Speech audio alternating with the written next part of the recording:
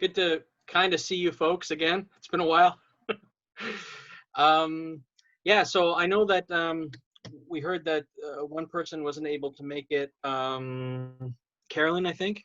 But I don't think we've heard back from everybody. But again, with enough people for quorum, if other people jump in, that'd be great. But hopefully we can get things rolling. I think for this meeting, we're going to be listening to Courtney a lot to hear about updates and see how the reopening has gone under these conditions, and I'm sure we're all curious to hear that. I'm excited for one. So let's get things started. So first off, the approval of the agenda. Did everyone get a chance to see the agenda that Kayla sent out? So we need a mover and a seconder for the approval of the agenda. Moved by Robert, seconded by Mary. All in favor of approving the agenda? I guess I should read it. Be it resolved that the Clearview Youth Center Advisory Committee hereby approves the agenda dated November 3rd, 2020 as presented. Yeah. And all in favor? Great. Awesome. That passes. Number 2, disclosure of pecuniary interest and the nature thereof. If anybody has anything to declare now or at any point in the meeting, just make yourselves known, and you can dismiss yourself or remove yourself from that part of the meeting.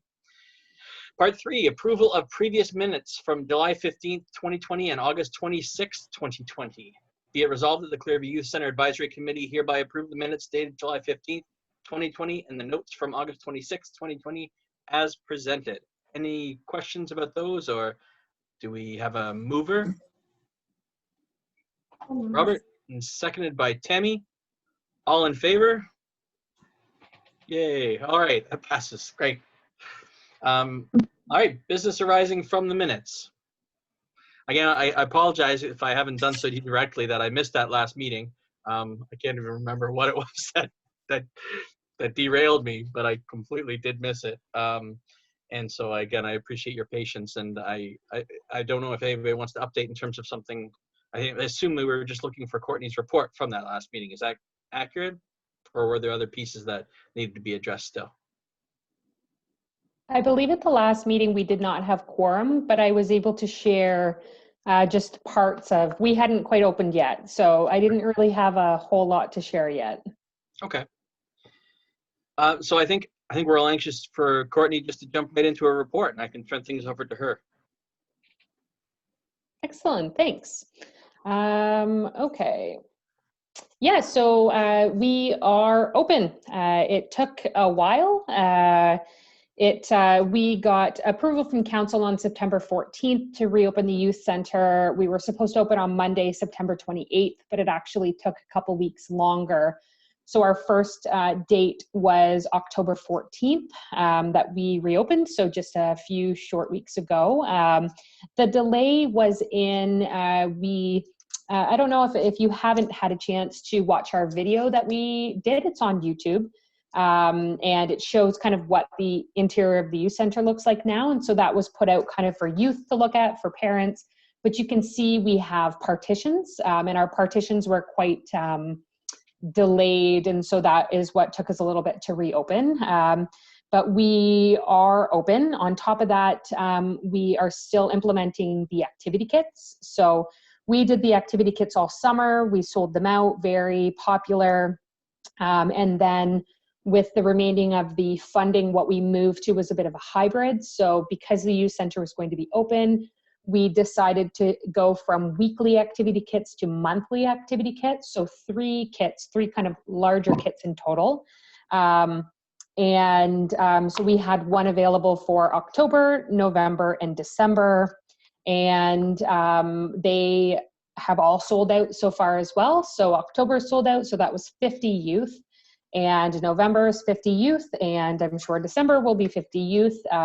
It's different each month. We have a lot of kind of the same, but what's been wonderful as well is the geographic disbursement. So I was saying when Felicia and I delivered them last month for October, we went right to the Clearview boundary as far as almost Collingwood, to the Clearview boundary as far as on the far side of New Lowell to Barrie. And so we were in New Lowell, Creemore, Stayner, Nottawa, and then all the little kind of catchments in between. I feel like we dropped off. Like we were dropping off at like concession places. So it's really nice to be able to offer the delivery service because, and I have a whole bunch of comments from parents that just thanked us so much of bringing programs to them because they really feel that they aren't always included. So specifically, some of them came out of like the New Lowell area. And so they just said it was so nice to feel included and that we did the drop-off. So we're really happy with that. It's so popular, frankly, it's something that I think we're going to consider, even though the funding we've used up now, something we probably will continue into the new year. But we're going to kind of see the ideas now that we're open. I might maybe do a survey or something and see kind of what the want is for it. I think, you know, people will always want stuff dropped off at the front door. It makes it pretty easy, but we'll have to see how that goes. The other thing I mentioned last meeting was we successfully received $10,000 from the United Way / the Emergency Community Support Fund to reopen the youth center. So with that money, we've been able to, again, if you watch that video, you'll see, for instance, we have new couches because we had to get rid of the cloth stuff because it couldn't be cleaned well. And so we have kind of like faux leather couches that match now. We had to, we converted the pool table into a ping pong table because again, the ping pong can be cleaned. The pool table cannot be cleaned. And these were all health unit. We had the health unit come in twice. And those were kind of some of their suggestions. That money covered the barriers around Felicia's desk at the front. They covered getting all the hand sanitizer, all the stands, the masks, all the cleaning supplies that we needed because it's an expensive undertaking to reopen. So having that money was just so helpful, and it really just made things so much easier. We were able to also update a lot of programming supplies to allow us to kind of break out a little bit more. So the one thing that's been a big hit is we got giant Jenga. So, you know, a couple of the youth can go to the front and get a little bit more space, and they play the giant Jenga. They love it. They play it almost every night. We got a few Nintendo Switch lights with the money as well. And those were a hit. The youth, even last year, were asking for them. And basically they're just, if you don't know it, it's like a small gaming device. And so they can just go sit on a couch kind of with social distancing and be able to play something that's a really kind of new and upcoming technology, which is great. So that money was really helpful to us. In terms of numbers, so we've been very busy every night, even to the point where we have to turn away youth because of capacity. It's 8. It was the health unit suggestion with the measuring of the 6 feet. And even 8 plus Felicia and I, 10 feels like a lot for in that back room. When you actually get out there with your tape measure, you realize that 6 feet doesn't leave you a ton of space for creating that social distancing. But I think there's just been a small handful that we haven't had 8, which has been great. It's a lot of the same kids, but some different kids. It's a lot of kids haven't come back yet that were there before, but a big chunk of them are getting the activity kits. And so I have kind of believed that maybe the parents aren't comfortable sending their child back yet. The child maybe doesn't, they have to wear masks. So they may just not want to wear a mask after wearing a mask all day at school. But they're still in touch. They're still getting the activity kit. We worked so hard to reopen and build our brand, and then we had to close for 6 months. So I do think it's going to take us time to kind of rebuild a little bit of what we have, and that's just going to take time. But so far we're really happy, and the youth that are there are elated to be there, which is great. The one difference that we are doing is we're serving a meal every night. So our kitchen, that's another update I didn't actually even add. There's been a lot of them. Is our kitchen is fully commercial now, which is great. So it's fully certified. We have the certificate in the window, which is great. So we had that done I think I had that done in September. So Felicia and I cook for the youth every night because, again, health unit standard, they can't come into the kitchen. So we hope as soon as we can to resume like our cooking classes, but for now it's been awesome serving them a meal, and it's probably one of the most popular things. I mean, most youth love food. So again, it's something that I think we'd like to continue for as long as possible because it's just nice. They come, they get a meal, they have activities, they have support, and then they head out for the evening. The first few weeks we were open, we didn't really do any kind of structured programs because we wanted to get a hang of, one, kind of opening, two, how did it kind of work with the space, and then starting this week, we're going to have actual structured programs. So if you did see our calendar, if you follow us on social media, you'll see that we have like 1 or 2 activities a week. And so why we're doing it that way is because if you can only come a Monday, but you can't come a Wednesday or Thursday because we're at capacity, you'll still be offered the same program than you would if or activity on Wednesday or Thursday. So it just kind of spreads the program wealth a little bit until we have a capacity to open more nights and longer times, or maybe outdoors or something, which I hope in the future as well. So we're starting that this week. Actually, we're starting with making Christmas cards for the Senior Wish Foundation. So we are trying to make 50 in total to raise the spirits of local seniors and their caregivers. So we'll be donating those to the Senior Wish Foundation when we're done, and the youth have already participated in it, which is great. So the other big thing that, 2 things that didn't make the report, which, so Kayla, I can add this after if you need me to, is 1, we have all new computers. So we replaced all the computers in the youth center, which is really great. So we used a little bit of budget money, a little bit of grant money to fund this, and we found great deals on them, and they are in here. So we have Google Chrome bases. So they're like not a laptop, but a desktop, but they're 1 unit. We got a Wi-Fi extender. So since we got them, I haven't heard any youth complain about anything. So it's awesome. They're often arguing over who gets to go on them next. So we have 4 in total, 2 on either side because the back is split kind of 50-50. And so we have 4 in total, and I hope maybe in a year or 2 we can look at getting a couple more, but 4 is really serving us well, and every week they've been used for homework. People have done group projects on them so far. They're quick, they're efficient, they are the technology that the youth needed like badly. So it's great that we were able to find that this year for those, and that was kind of something that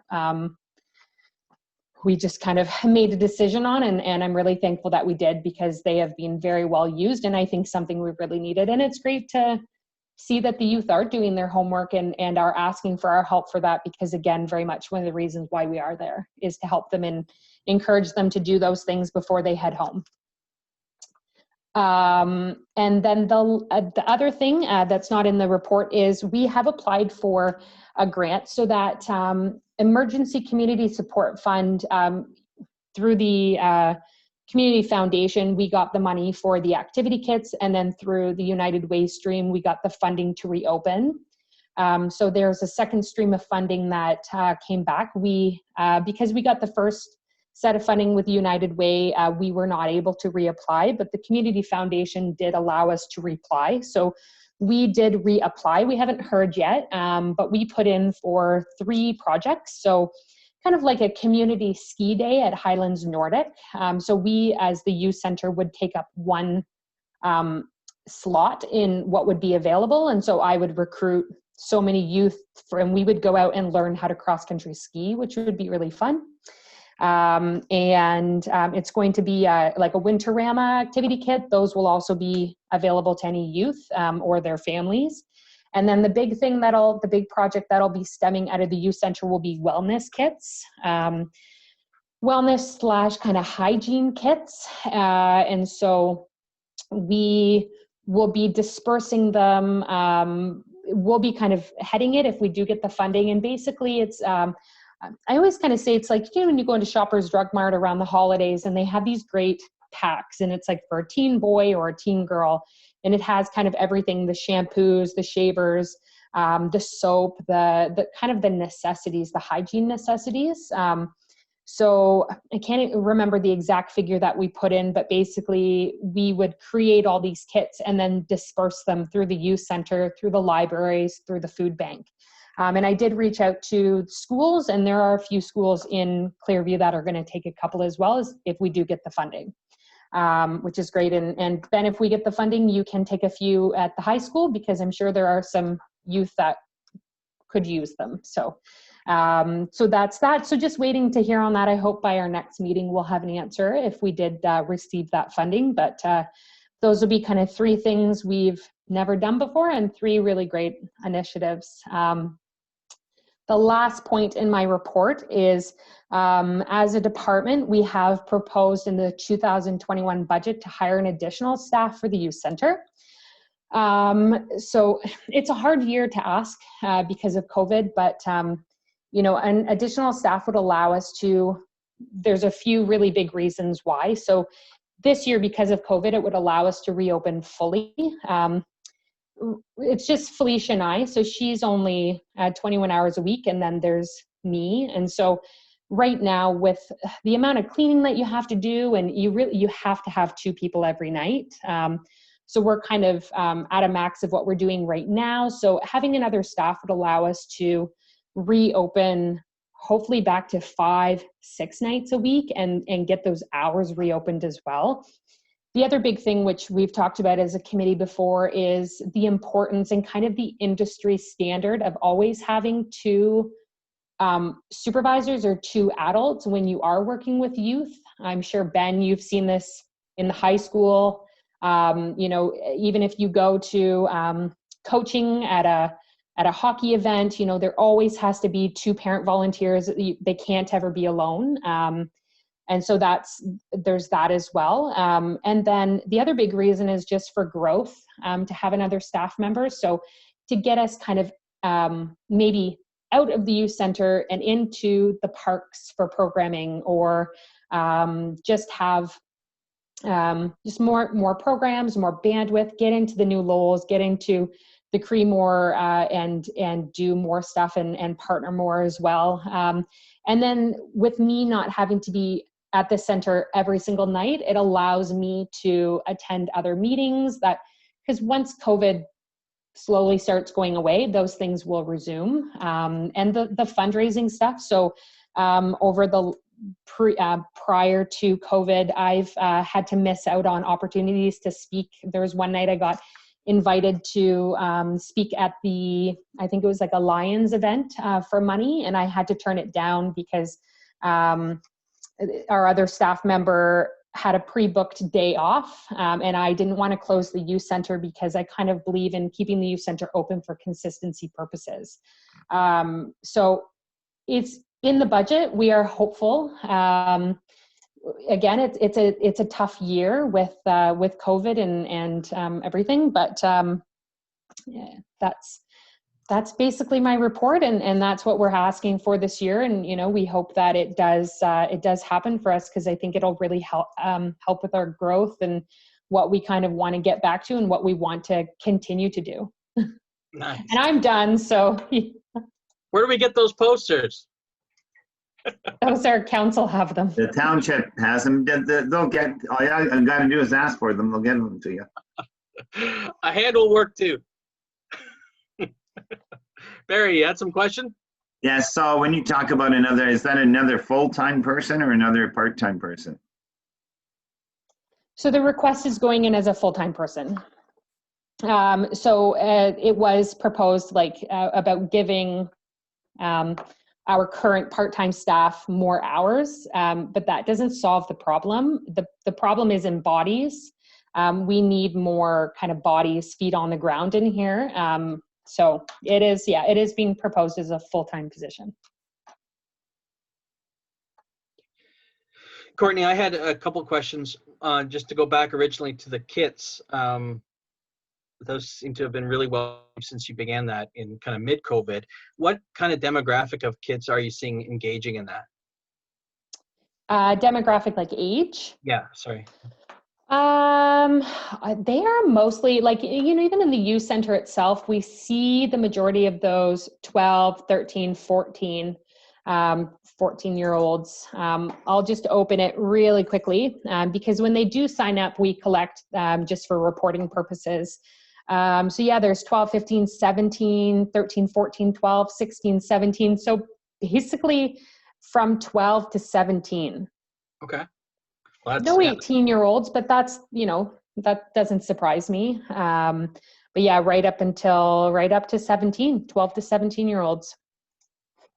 And what's really wonderful is, I think the best part about the kits, not only the geographical locations, is all the youth that have never come to the youth center before that have participated in the kit. So I think it's really excellent for that as well. Yeah, I assumed your answer was going to be the kind of age, grade 7 and 8 age students, just because you'd think that in most cases it's the parents who are advocating and reaching out on behalf of their students to set those up. And just high school mentality, you think a lot of students, are shying away from more activities to be part of, but that's encouraging to hear that you've got some of the older demographic. And I know that's always been a tough one for us to reach. Yeah, well, and I mean, I think it's easy, right? Because they can sign up or their parent can sign them up and we drop it at the door. So we don't know who they are. They don't know who we are. You've kind of removed the stigma of coming out to uncool programs or something, I guess. So, right. Yeah. Oh, look, Robert. Yeah, thank you, Mr. Chairman. Just some questions. Budget for the kits. Did you put some money in the 2021 budget to deal with the kits since your funding has run out? That was question one. Question two, I'm assuming you've got money in the budget for the operation of the kitchen for maybe your meal program or some of those other programs. That's the second question. And the third question is, would you make sure that you give Barry and I a copy of your supporting documents for the additional staff person so that when it comes to budget time that we have the information in front of us and can pass that on to the rest of council so that we can support your request. And I guess from that, our part-time now was the intent that she will go to 40 and we will hire then a part-time, or is she staying at the part-time hours, or has that been discussed yet? So that was a lot of questions. So I'll go back to the first one. So yes, I'll hand you guys over whatever documents that Terry and I have. He's mostly handling it right now, but I'll put a message out to him to send anything forth. As for the intention, I'm not sure. We haven't really discussed that yet as what that would look like with the movement of anyone. So that I think that would have to be discussed, I'm sure, at a higher level. That probably wouldn't be my decision. I think, let's see if I remember. Question one was about, did we put money for the kits in the next budget? So no, because we do have an operational budget for programming. And what I would do is just find a way to put that in there. I mean, we're asking for a staff member. That's a massive ask. And so I think we just are trying to put the importance on what we need for this year. There's always grants. There's always, even since we've been here for the last year and a half, we've gotten a handful of them. And there's always more stuff that's out there. So that was your first question, was about, did we put money in for the kits? And did we put money in for kitchen operations? Kitchen operations, yeah. Again, no, not specifically. Again, we just have like one line in the budget for programming, and it kind of all just goes into there. So with that money that we got this year from the RBC for the kitchen program, we were able to basically, they extended that because of COVID, and we were able to spend the remainder of that money on kind of refilling the kitchen. So we have everything basically that we need now to run a full kitchen program, which is great. It's just the food for the cooking, and basically that's just a part of our regular operation anyhow. Okay. I think I got all your questions. Yeah, good, thank you.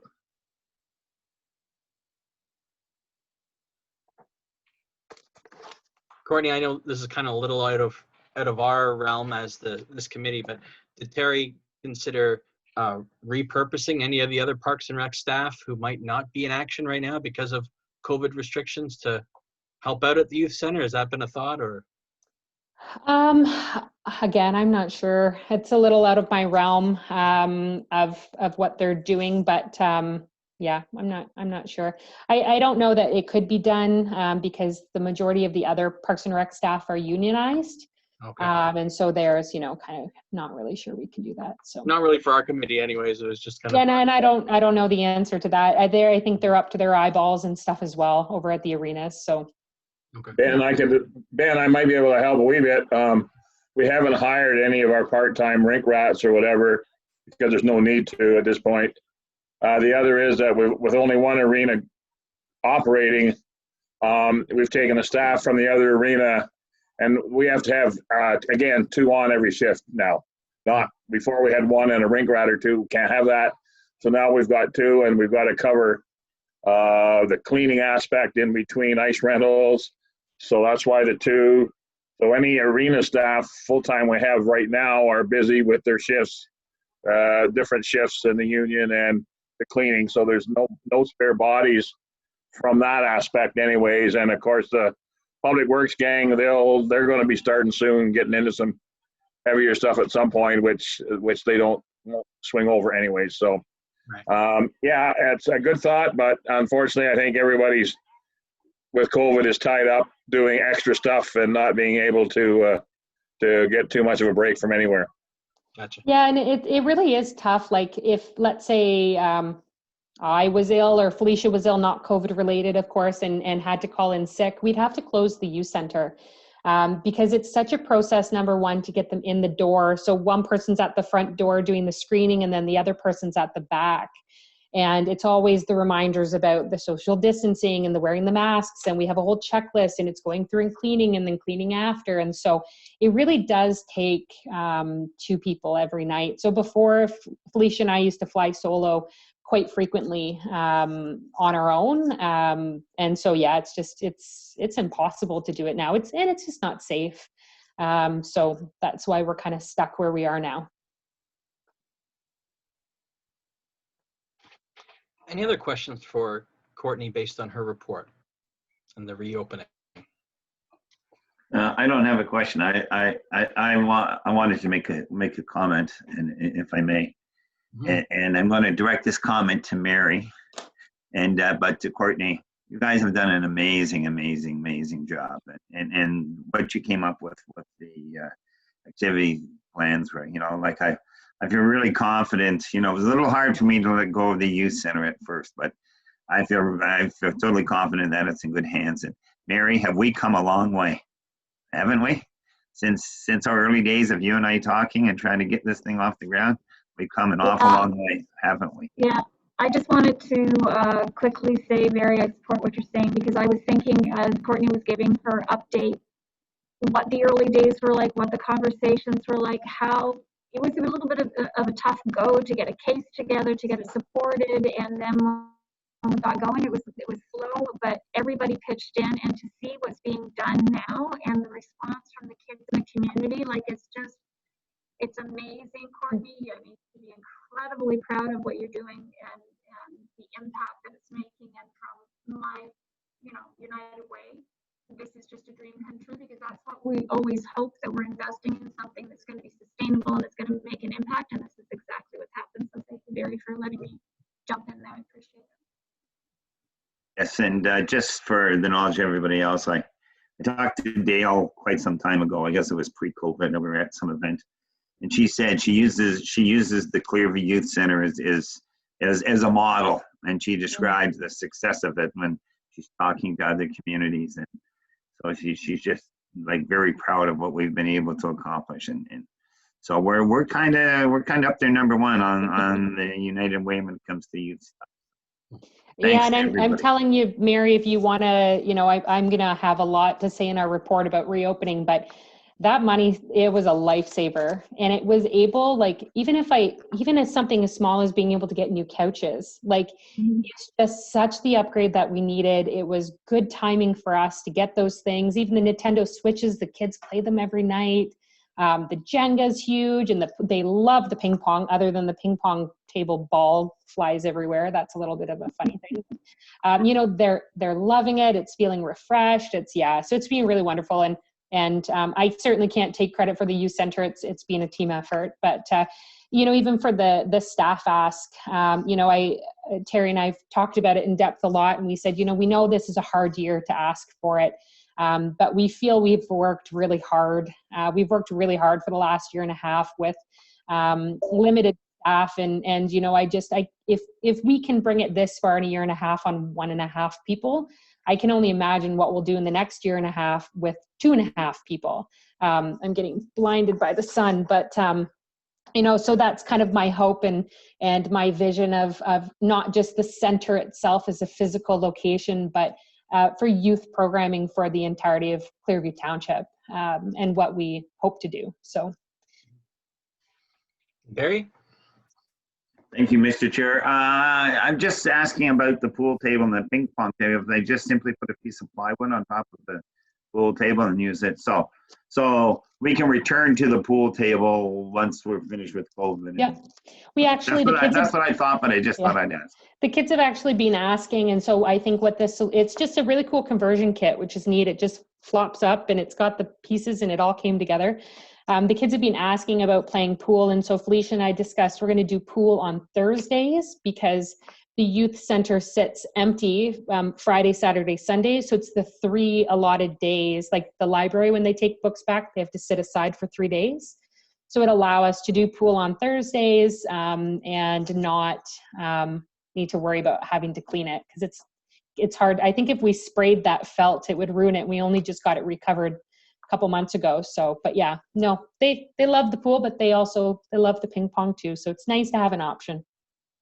So if they use the pool table, we have to leave it empty for 3 days. Is that correct? It has to. Yeah, I mean, I guess I could ask or look up spraying it. But yeah, like you'd have to. It's just about cleaning it. With the pool table, we literally can Lysol and wipe it down, and it's clean. Right. But with the pool table, it's the felt. It's the material that can't be wiped off. No different than the couches. Yeah, it makes it tough. Yeah. Okay. All right, any other questions for Courtney? Awesome. Courtney, do you want to talk at all about kind of the immediate next steps as we get into November here, or we should just look at the calendar and see? Yeah, I mean, I can forward the calendar after. So yeah, we're going to kind of go a little status quo. We're going to open there's a PA day in Friday in November. On a Friday, we're going to open for the day. During the day, and then basically I'm already looking into December and the holidays and everything, so it'll all be here before we know it, and just working to kind of see. We've got the library program is coming back in November, which is great, and yeah, that's kind of the next steps. Again, is just kind of seeing how it goes and seeing what happens and as soon as we can allow more kids in, we will allow more kids in, you know, and as soon as we can branch out with some additional staff support, we are going to branch right out, because I can't wait. Great. Okay, so if there's nothing more specifically regarding Courtney's report, we can move on to new business. If we had any new business arising from before or from based on this meeting. Courtney? The only new business arising would be the future schedule, the meeting schedule. That would be the only thing, just with my change of schedule. Yeah. So Courtney, just for the sake of my poor memory and for the rest of the team, could you remind us what constraints you have around our meeting times? Right. So we were meeting Wednesdays, but because I'm on deck working in the back when we're open, that basically puts me out Monday, Wednesdays, and Thursdays after 3 o'clock. Right. So I can't, it's just impossible for me to try to meet with you folks and help Felicia as well. I've got to kind of keep helping back there. So I really am only available like this kind of Tuesday. So the first of the, I think this is the first Tuesday, and I think that also worked for Kayla. And this time is good for me. I don't think that during the days works for you folks. I don't think. Okay, yeah. that was the question that came up from another one of our committee members who said that she typically would be available after 4:30 or anytime before 2:30, but our meeting times from the 3 to 3:30 were coinciding with picking up kids at the end of the day. I know it's been difficult for Caitlin as well, wrapping things up at school, because her schedule was a little different from say mine, who had an early finish at STI. So so in terms of timing, would we consider, if we stick with again a Tuesday because of the current because of Courtney's constraints? Oh, well, I guess maybe the first best question is earlier possible for anyone? Because then no, not for Mary. Okay, and I know that I think Robert and Barry also have other committees that they're involved with. Well, Tuesdays is generally a county council day. So, but we're usually done by 12, 1 o'clock. We get the odd one that drags on until 3, but generally speaking, so Tuesdays at 3 or something like that would be fine with me. If we pushed it back to, Caitlin, go ahead. Sorry, for me personally, like with it virtually, it's a little bit easier because that commute of trying to get to the youth center isn't there anymore. So I find virtual is a little bit easier to make time a little bit more flexible. So.